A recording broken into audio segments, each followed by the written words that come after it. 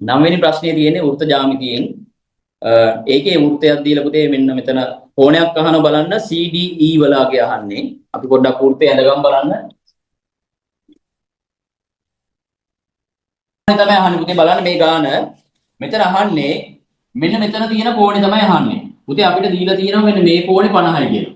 මේකට ප්‍රමේයන් කිහිපයක්ම දාන්න වෙන බලමු පොඩ්ඩක් මේ ප්‍රමේයන් ටික මම පොඩ්ඩක් වෙනම ලියන්නම්. වෘත්තවල මෙන්න මෙහෙම ක්‍රමයක් තියෙනවා ඔයාලා මතකට බලමු පුතේ පොඩ්ඩක්. මෙන්න මෙහෙම වෘත්තයක් තිබුණොත් මෙන්න මේවට අපි කියනවා වෘත්තයේ එකම ඛණ්ඩයේ කෝණ කියලා. මෙන්න මේ එකම ඛණ්ඩයේ කෝණ ගත්තොත් මේවා විශාලත්වයෙන් සමානයි. මේවා සමානයි. එහෙම ක්‍රමයක් තියෙනවා. ඊළඟට වෘත්තවල ක්‍රමයක් තියෙනවා පුතේ මෙන්න මෙහෙම එකක්. මෙන්න මේක විස්කම්භයක් වුණොත් මෙන්න මේක විස්කම්භයක් වුණොත් මේ විස්කම්භයෙන් මේ පරිධියේ හැදෙන කෝණ තියෙනවනේ විස්කම්භයේ කොන් දෙකෙන් ගිහිලා පරිධියේ හැදෙන කෝණ මෙන්න මෙතන කෝණය අංශක 90ක් වෙනවා මේ කොන් දෙකෙන් යන්න ඕනේ මෙතනින් මෙතනින් මේ කොහේ හැදුනත් මේ කෝණ 90යි ප්‍රමේයන් දෙකක් තියෙනවා මොකද්ද ප්‍රමේයන් දෙක උදේ එකක් තමයි වෘත්තයක මෙන්න මේ විදිහට හැදෙන ඒවට අපි කියනවා එකම ඛණ්ඩයේ කෝණ වෘත්ත ඛණ්ඩ කියලා ඔයාලා මතක ඇතින්නේ අර 8 වසරේ පොතේ තියෙන පුතේ මේක ගත්තොත් මෙන්න මේ මහා වෘත්ත ඛණ්ඩයේ තියෙන්නේ මෙන්න මේ මහා වෘත්ත ඛණ්ඩය මෙන්න මේ ටිකේ තියෙන පුතේ මේක මෙන්න මේ කෝණ දෙක. එතකොට මේ කෝණ දෙක අනිවාර්යෙන් විශාලත්වයෙන් සමානයි. එතකොට මේ කෝණ දෙකත් විශාලත්වයෙන් සමානයි.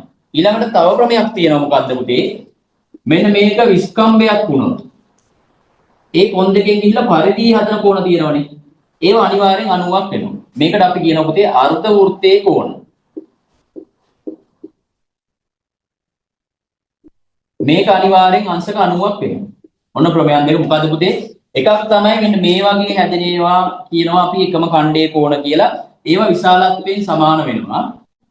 මේවට අපි කියනවා පුතේ මේක විස්කම්භයක් වුණොත් මෙතන හැදෙන කෝණ අනිවාර්යෙන් 90යි පුතේ. මේ පරිධිය කොහේ හැදුනත් මේ කොන් දෙකෙන් ගිහිල්ලා හැදෙන කෝණ අංශක 90යි. ඒවට අපි කියනවා අර්ධ වෘත්තයේ කෝණ කියලා. ඒක 90යි. මෙතන ওই දෙකම තියෙනවා. ගානේ තියෙනවා පුතේ මෙන්න මේ BD කියන එක විස්කම්භයක් කියලා. එහෙනම් පුතේ අනිවාර්යෙන් මෙන්න මේ කෝණේ 90ක් වෙනවා.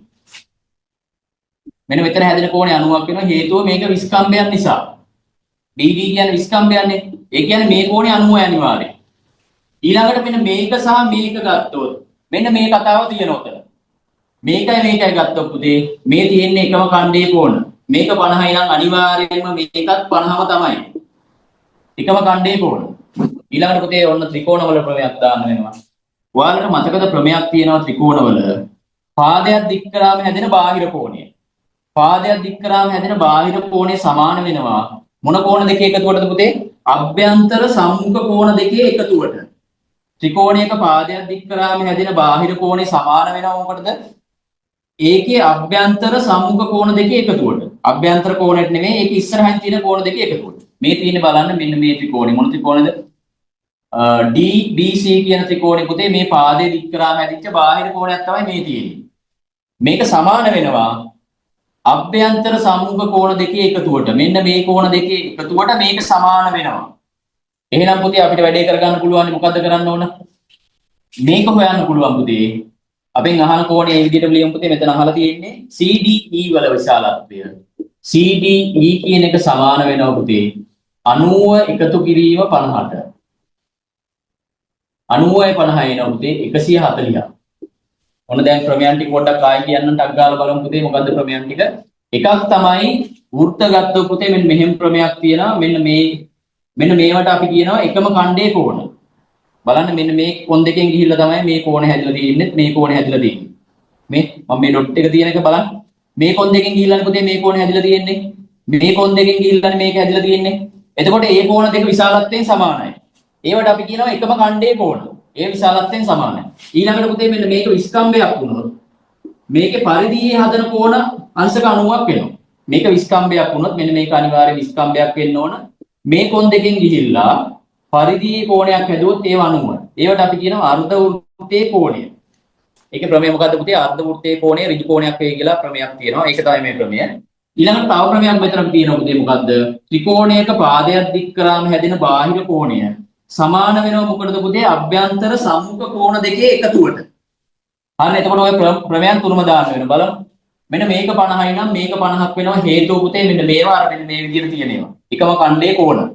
ඊළඟට මෙතන කෝණය 90ක් වෙනවා. හේතුව පුතේ මෙන්න මේක විස්කම්භයක් කියලා ගාණ දීලා තියෙනවා. මේක විස්කම්භයක් නම් පුතේ මේ තියෙන්නේ අර්ධ වෘත්තයේ කෝණයක්, මේක ඍජු කෝණයක් වෙනවා. ඊළඟට පුතේ මෙන්න මේ ක්‍රමය මේ තියෙන්නේ මේ ත්‍රිකෝණේ පාදයක් දික් කරාම හැදෙන බාහිර කෝණ. මේක සමාන වෙනවා අභ්‍යන්තර සම්මුඛ කෝණ දෙකේ එකතුවට. ඒ කියන්නේ මේකයි මේක එකතු කරාම මේකට සමානයි. එතකොට අපිට මේක හොයන්න පුළුවන්. මෙතන 90යි මෙතන 50යි නිසා 90යි 50යි එකතු කරා 140යි. හරි. ලියාගමු පුතේ ඔය ටික.